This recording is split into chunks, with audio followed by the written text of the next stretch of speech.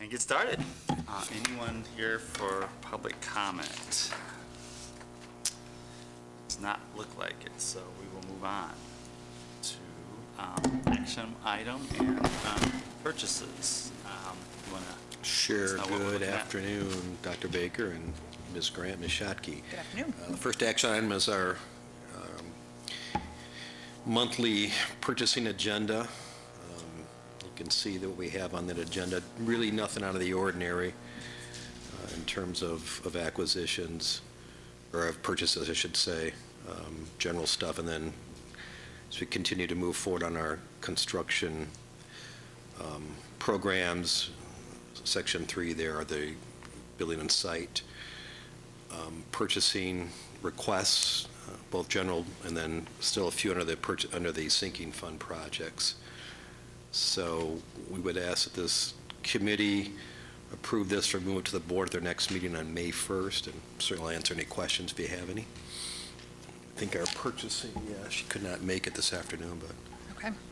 I have just a couple of questions. Sure. On the North Point Christian Schools blanket order increase, is there an offsetting income from North Point then when we increase the request for expense? There isn't an offsetting one. It's part of they're part of our food service, Okay. our food service, and they have Yeah. a little bit of a different arrangement with them where they essentially, it's kind of screwy, they essentially employ some of their individuals through the payment of fees back to us for food services, and then we turn around and reimburse them for some of those employee costs. So that's why it's in there as that. So we Okay. do get fees by virtue of the fact that we are providing the food service to them. So yes, Okay. So we are a vendor for North Point. correct. And then we're- Exactly. I see. Got it. Very good. And then this may just precede my time on the board, so forgive me if this has been discussed before. But Sure. when I'm looking at, and Ken, this is probably directed to you, the Maddox Construction Consulting, I just wasn't familiar with them. I know we had reviewed Brian Dykema as a owner's rep previously, and so can you just give me some information about Maddox? This goes back to the previous bond where we hired a project manager Okay. to be our owner's representative, to attend all the meetings on site and be our eyes and ears. So we did advertise we got recommendations. The previous project manager retired. Got it. So we received recommendations. This is kind of a unique group that does this. Yep. And we got 3 respondents and interviewed. And then the recommendation is Brian on the Buchanan project. Yep. And Milo Maddox, his company, on the museums. Okay, got it. And then we left it open whether we could hire one for each or one for both. both, okay. And we'll do this again when the next group, Ottawa and city, come up, we'll do the same thing. Yep, okay.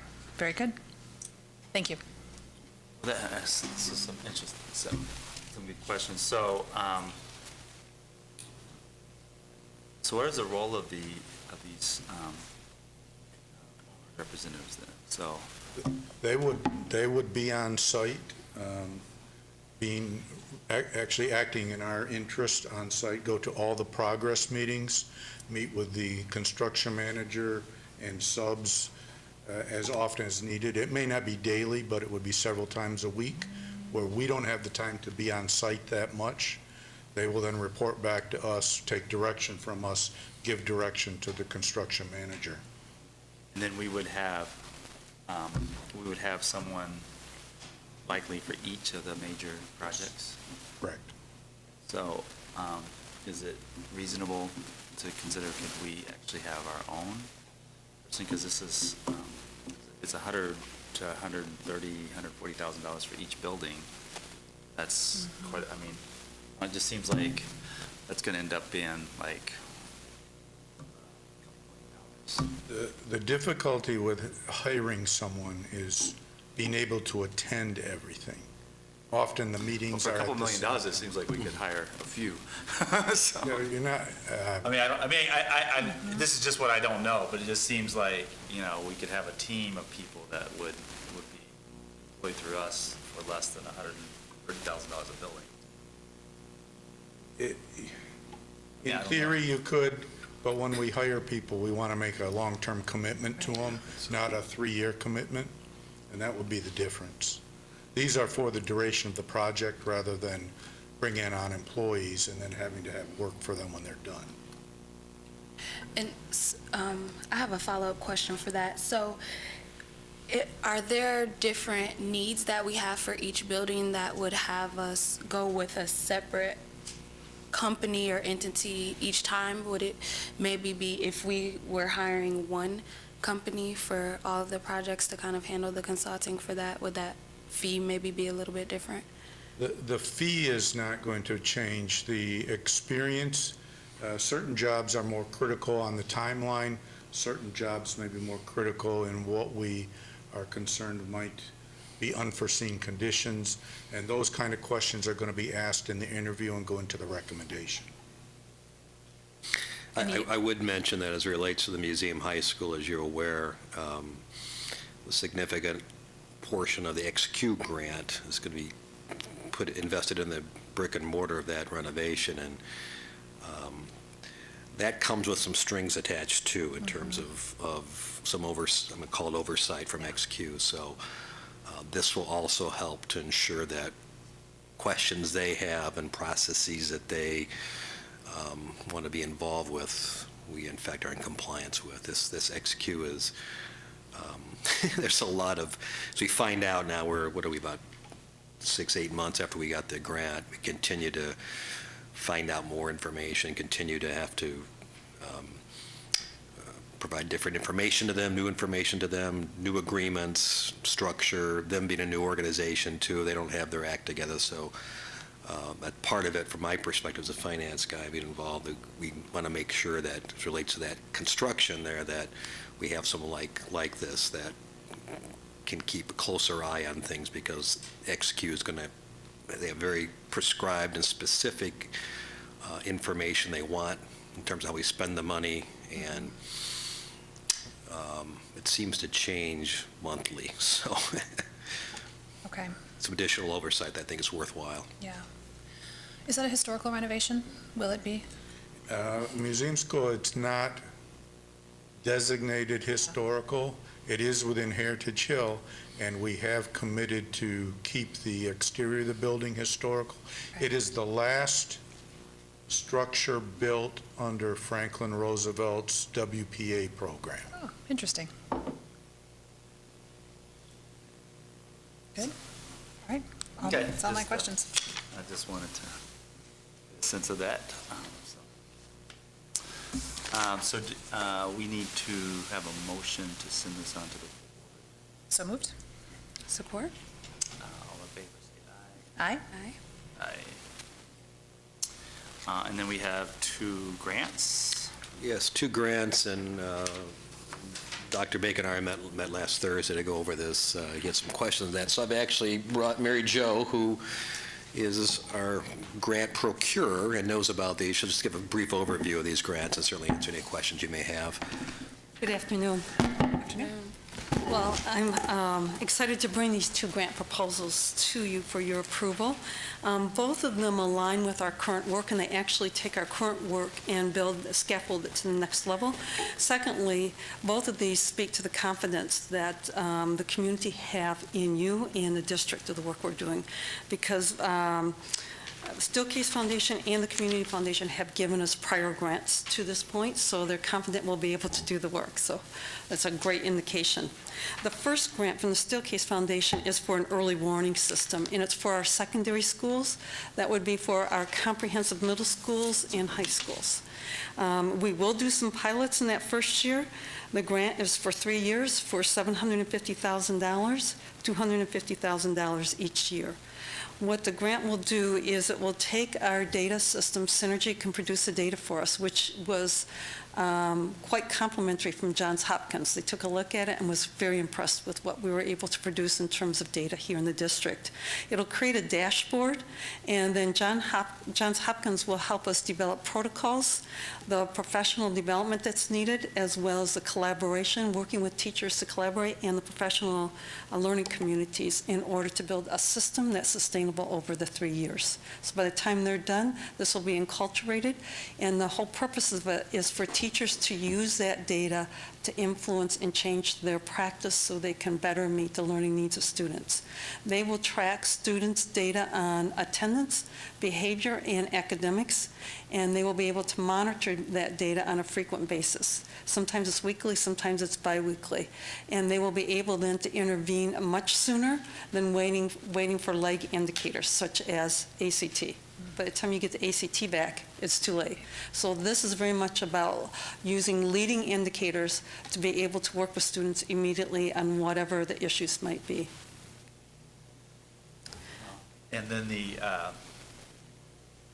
so I think that we talked about this too. So the funding goes to who? So these are so GRPS is receiving the funds and then we're using Yes. this to purchase services from Johns Hopkins? Yes, but the majority of the funds are actually coming to GRPS so we can have some lead facilitators that can work. The schools will be Alger in Ottawa Hills, and then Westwood and Union. So you have someone who's dedicated time for this work.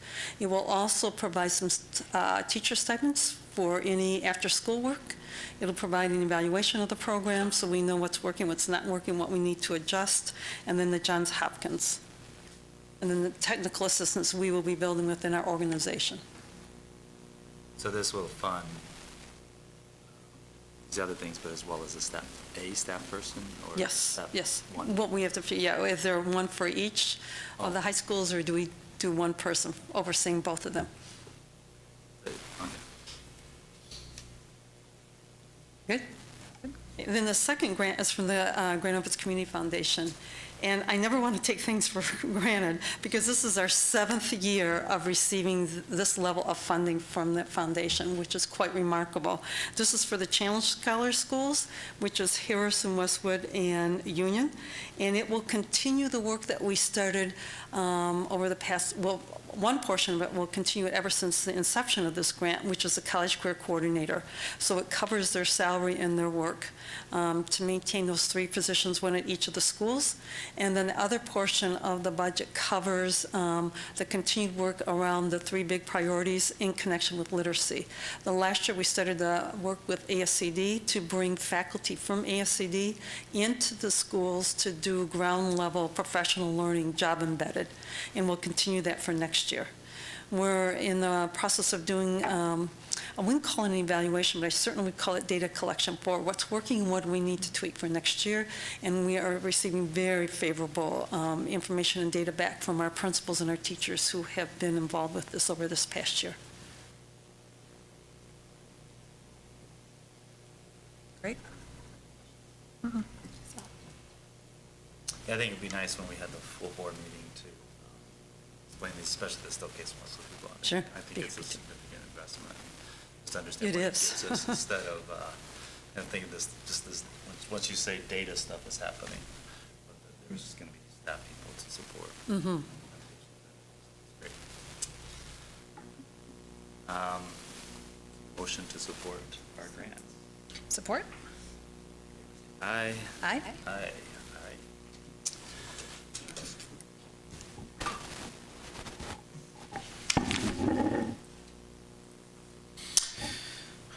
We are now down to the, excuse me, the monthly reports. The first is the financial dashboard up through now, what do we have, March of our current fiscal year. So we have just 3 more months to go before we end our fiscal year.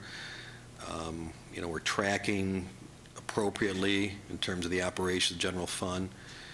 I will mention that we plan at this point, I'll talk a little bit more about some of these other timeline items before our meeting ends here near the end, but our intent is to bring an Amendment 2 to the current year budget next month at Finance, and then take it to the board after that. And at that point, we will obviously show you the impact on the fund balance. At this point, the projected fund balance, we've left the same, and it'll take us between now and the next few weeks to finish accumulating the information we need for Amendment 2 and bring it to this Finance Committee at the May 22nd meeting. So Other than that, things are tracking as expected. Additional expenditures are made on the bond projects during the month, included, or that went up a little bit. And again, we'll see that continue to grow through the summer months as we begin in earnest work on Buchanan Replacement School and the museum school.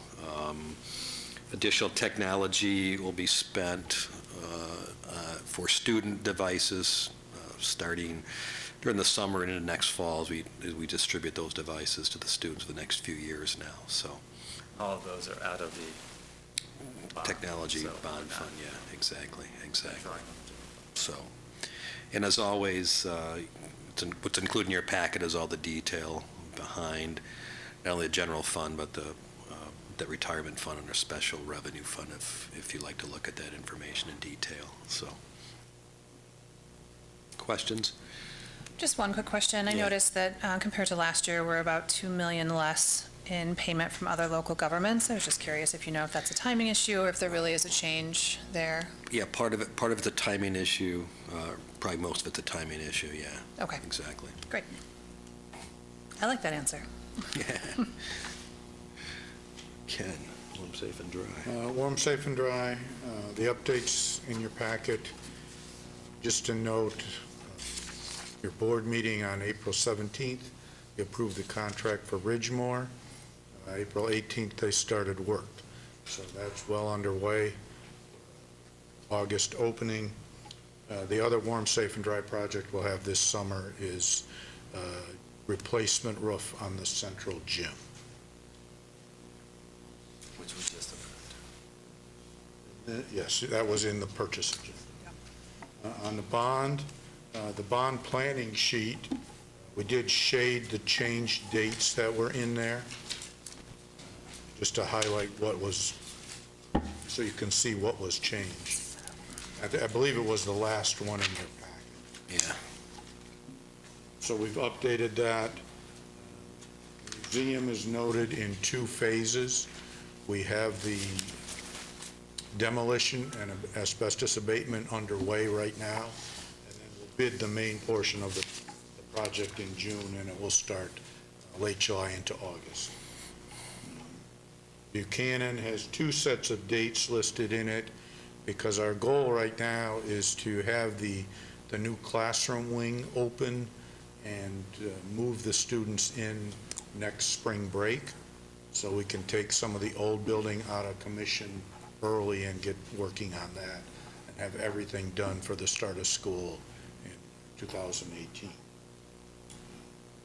And there was an update on the city schedule that we expect to have design complete and do bidding next November. I do want to show you the renderings for museum school. So if we could have the lights dim, please. You may need to move to be able to see this. The darker building that says 54 Jefferson is the original museum building built in 1940. The front doors are on Jefferson. The doors and casework has all been removed, and we've got it stored in our service building so it can be reinstalled and not damaged. All the demolition material is going out the front right now. You'll see there's a little parking lot to the bottom of the page. That's the parking we bought from the city, and the landscaping in between will be redone to meet safety reasons, and it looks like we're going to move the flagpole over there. We really don't have a good spot next to the building. This is the first floor. As you come in from the left, it will route visitors in through the light blue area into the reception and office. We're maintaining the Great Hall. On the lower part, the tan is a design lab. The pinkish is the kitchen and bistro. The gray is the service area restrooms. Up on the upper right, the tan is the artifact lab, and it has access to bring artifacts in and out from the museum side. The lavender is a multipurpose area that will double as music space. And the light blue is storage, MDF, and the health room. Upstairs, balcony around the Great Hall remains intact, and then there's four, the more square, darker tan rooms are more traditional classrooms, and then the lighter tan in the middle is more open collaborative space. So the reproductive exhibit, that's not there anymore? It's gone. That's an interesting artifact. We can't have those conversations anymore. Evidently, we could in the Grand Rapids of the 70s. So. This would be coming in the front door with the Great Hall, retaining the look of the Great Hall. The ceiling is a new ceiling, and they will be able to hang certain lighter weight artifacts from it. If you remember, used to house the whale there. It says the whale's not coming back, huh? No, the whale is staying at the Van Andel Museum. It's not coming back. This is from the other end, up on the balcony. Yeah, it looks cool. This would be the artifact lab. Tables on the order of science tables, but movable, so they can move them around to different configurations, but bring in artifacts. And the room on the right is really, the floor plan is really where they can work on actual artifacts from the museum archives. This is the design lab. Some would call it, I think the term now is maker space. They can do more hands-on work in that space.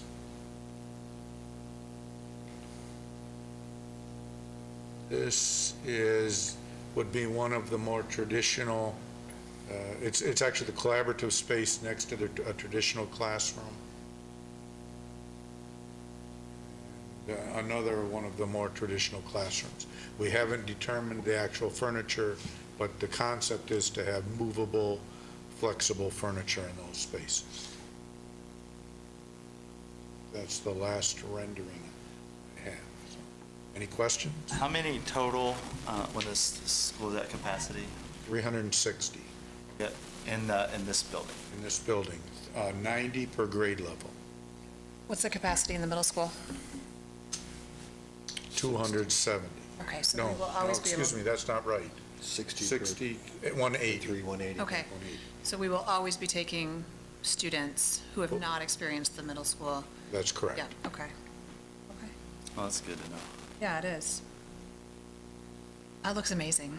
They'll come in as, we would expand that as ninth graders? or Yes. Throughout? We will have 30 more seats between 8th grade and 9th grade. Okay, so that would be the increase, so that there wouldn't be 11th graders coming as ninth graders. That's the plan. Yeah. Yes. Right. Other than space for attrition that they could fill up, but Right. the general concept is that the expansion is at the 9th grade level. Sure. Oh, it makes me want to go back to high school, that's I for know, sure. geez. So it will, I guess this might not be here, but, so we're planning on, so there's 6th and 7th grade, so this would be fall of 18. would be the first, and that would be the capacity of the first group of 90. Yes. So we would be inserting 30 new students, well, plus any attrition. That's not good, okay. Wow, that's nice. Ken, this is a little selfish on my part, but I would ask that you consider ways that you could involve the Academy for Design and Construction in some of this process. I know those students would be really excited to learn a little bit, even if it's just a presentation on renderings, or I know their school's in the bond program too, but they're always looking for ways to be introduced to the world of work in design and construction. If there's ways we can get them excited about what's going on in their own district, I would love to see that happen. Yeah, we met on Friday. He's going to work on the next year's seniors. We'll work with Oh, good. next year's senior Ferris architecture students. Okay. Who will be imagining, designing buildings, mostly the design Great. construction space. Perfect. So, we'll work with the construction manager and the architect, because we'll have a full school year of work at the museum building. That we Yeah. can have them tours. Right now, Do they've some asked job all of us shadowing. to stay out. and- Sure. For a Of while. course. That We'll have- asbestos thing is like, But to see It's a real actual thing. trade work being installed and the different, Absolutely. how things are connected, planned out, sequenced. Yeah, they get such a good taste of the residential world of work when they're on the Habitat build, but it's nice for them to see the commercial side too, definitely. especially Good. that, I mean, it's just like to be part of this historical change. Good That's work. great. Can we have asked to include that in the next Board board meeting. meeting? You want that presented? Yeah, it would be really nice. I think that it'll get people excited and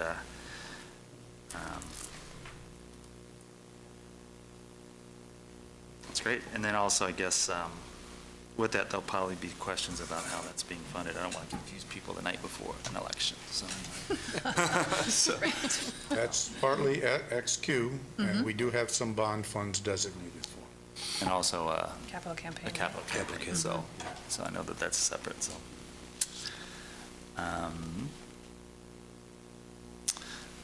We were going to do a timeline. Should we do the timeline now? Sure, sure, Okay. we can talk about that. As we wind down the fiscal year here, end of May, into June, lots going on. We need to have the 17-18 budget approved by our board by June 30th. So let me just talk about the timeline and review for you some of the other dates that are critical in us finishing the 17-18 budget. So as I just mentioned, we're putting together Amendment 2 to the current year, the 16-17 year budget. There will be an amendment that we would like to bring to this Finance Committee on our May 22nd meeting. And that would be the last amendment for the current year. And so we'll need to do that, and then upon your approval, take it to the board at their June 5th Board of Education meeting. As it relates to the 17-18 budget, and as you know, we've been working on that for a few months now. We talked a little bit about it at the work session a few weeks ago.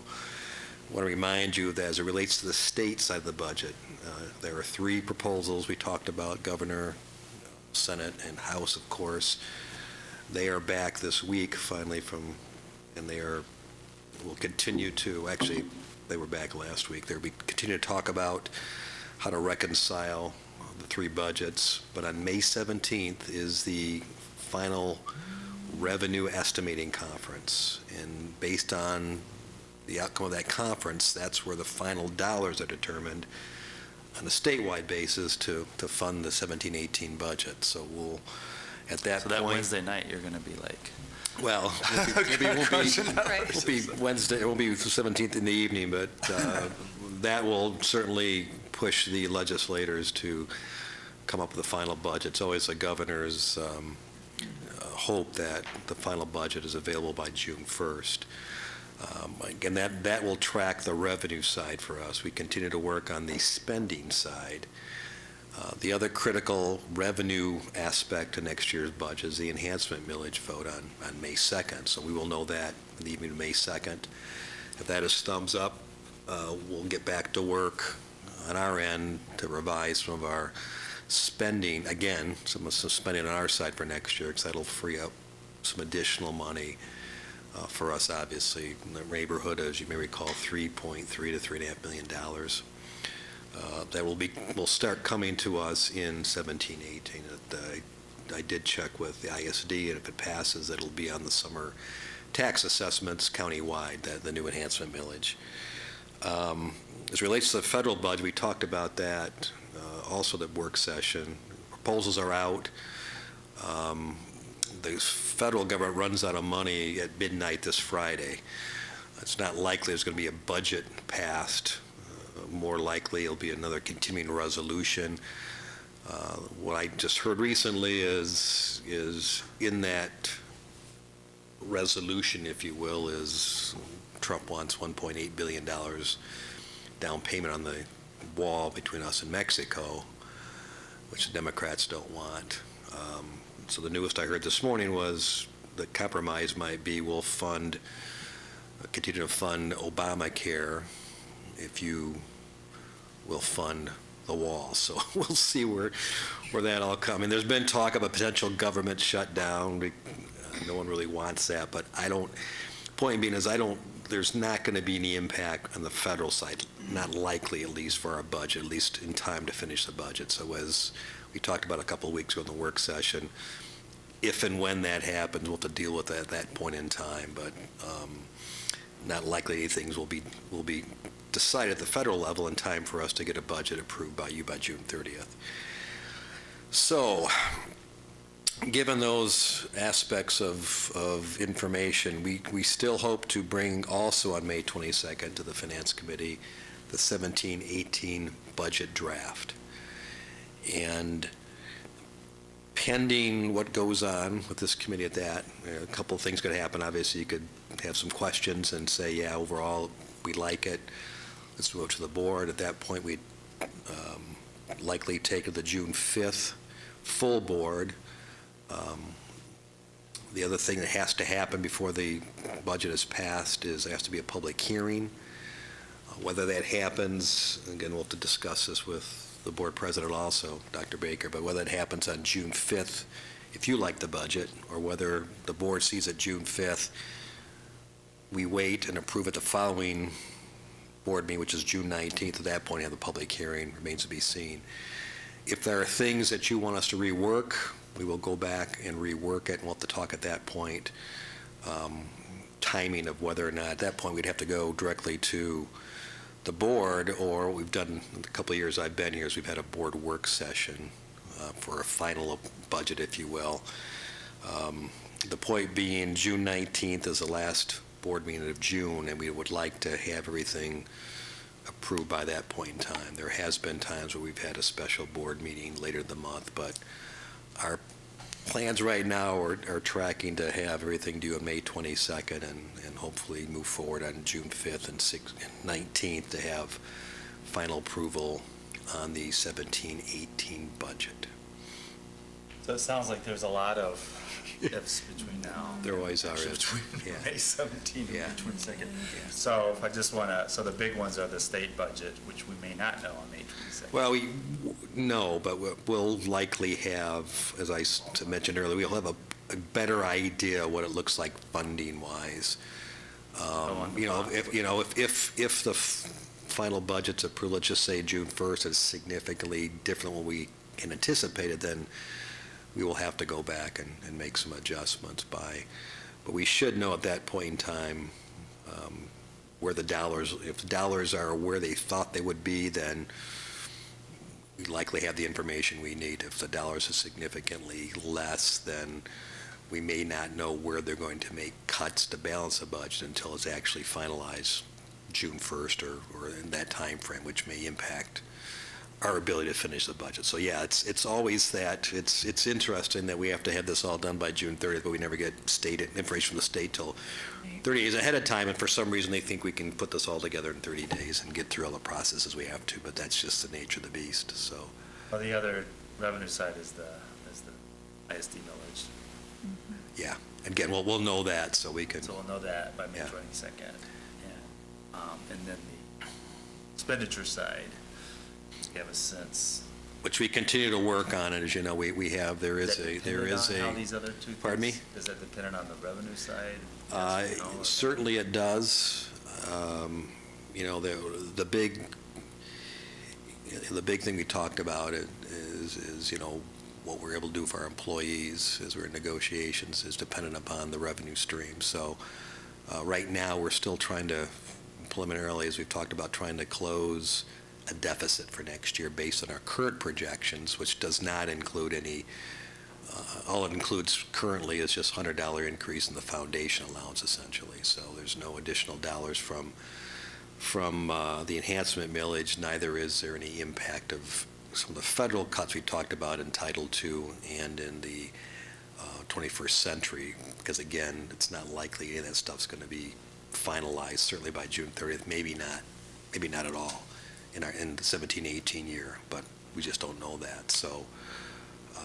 So I would say, it sounds like best case scenario, all the positives that can occur have occurred by May 22nd, then a public hearing will be kind of just, it won't be that big of a deal. I think that It if usually that case scenario isn't. doesn't happen, Yeah. then I think a public hearing might be, we might want to rediscuss what a public Yeah. hearing looks like, because we want to be explaining the impact of the not-so-positive outcomes. So Yeah. why don't we plan in May that we have a discussion on what the public hearing should look like? Sure. And then, whatever we discuss then, I would then go and discuss with the president, see what she thinks about how we should go forward. But hopefully everything is good and Yeah. public hearing is just, but if it means that we're readjusting to a different reality, I think that we should have a broader discussion with the public. And when would we decide about a need for a work session? That be Well, it would be, Early June. Probably. we would have a work session and. Probably at the, Yeah. would have probably a at the, work session. probably at the May 22nd. You know, if there's still information that's we don't have yet and have to Right. go back to the drawings board, so to speak, then we'd likely have to have a work session for the whole board, just to go over the details again before it's voted on, but So we would have a work session in June. that's a anyways, so whether or not discussion, we can yeah. discuss the Yeah, budget. well, yeah. Right. But certainly, Dr. Baker, if things change significantly from what I just discussed, you know, we will let you know before that 22nd meeting and get your advice on how to proceed at that point in time, so. So at the May 1st board meeting, I'd like to discuss this timeline Mhm. and prepare the board for Okay. when these things are going to happen, and that we will have a sense on May 22nd what June will look like. So people that time, so. All right, sustainability update. Kristen has a short update.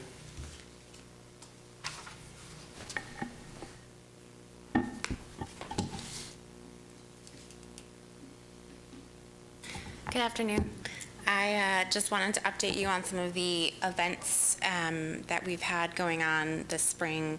I'm sure you've heard a little bit or seen in the news some of our schools that have been celebrating Earth Day or Earth Week or some Earth Month, depending on how you want to extend that. And that includes Arbor Day coming up as well. And so we've had various programs and celebrations throughout the district, and so I just wanted to give you an update on a few of those. On the 14th of April, so about a week and a half ago, we, through the district, we have a Planting for Our Future program, which was funded through a Great Lakes Restoration Initiative grant. It's a federal funded grant a couple years ago, and it provides for us to plant trees across the district with students. And so we've been doing this now for 2 years. We have spring plantings and fall plantings every year. So we planted with our students at Union and Westwood a week and a half ago. And that one was a bit notable because it was our largest planting at a single time. We did 48 trees on that campus with about 100 students. It was a day long. We did 2 shifts. Planted with, Union School students in the morning and Westwood students in the afternoon, and did a whole presentation about the basics of tree planting and tree benefits to our ecosystem, and hopefully are taking care of some stormwater pooling that we have at that site. It can be pretty muddy and difficult to traverse in some of those areas, and so we've planted some species there that will hopefully, we expect them to take up a lot of that water and take care of that stormwater for us and make that site, better for our students as well. So we did 48 trees there. Coming up, we have some other tree-related events. On Thursday, we have an event at Campus Elementary. I'm sure you're familiar with the Mayor's Greening Initiative, which is the major flagship tree planting that is happening in MLK Park and the surrounding neighborhood on Friday. But related to that, we have an event at Campus Elementary on Thursday, and it's a tree seedling giveaway with all of our students. So every student at Campus Elementary will be getting a tree seedling with planting instructions for them to take home, and the mayor will be on hand to do a Tree Day, Arbor Day proclamation with the students and do a short Q&A with them and talk about the importance of trees. And then coming up in about 2 weeks, we have another tree planting with our preschoolers at Palmer. So we'll be planting 10 trees there with those preschoolers and some of their parents and community members. Love it. Thanks a lot. Thank you. Thank you. All right, any other comments, concerns? All right, we're adjourned. Thank you. Thank you very much.